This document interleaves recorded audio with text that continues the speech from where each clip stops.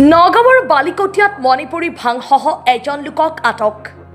এক গোপন সূত্ৰৰ পম খেদি ৰাইজে আটক কৰে লোকজনক। ধৃত লোকজন নগাঁৱৰ বালিকটীয়াৰ আলিমুদ্দিন বুলি জানিব পৰা গৈছে। লোকজনৰ পৰা প্ৰায় 1 কেজি মণিপুৰী ভাং উদ্ধাৰ কৰিবলৈ সক্ষম হয়। স্থানীয় ৰাইজে লোকজনক আটক কৰি স্থানীয় দগাঁও আৰক্ষীক চমজাই দিয়ে।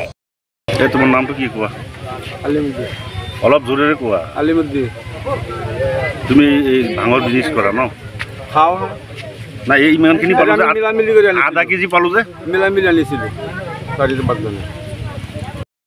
কওকচোন কি হৈছিল? আমার আলী আহমেদ বলিগটিয়া এদিন আমার আঞ্চলিক মিটিং হয়েছিল। মিটিংর মধ্যে কৈছিল সি যে আর বিক্রি নকরে।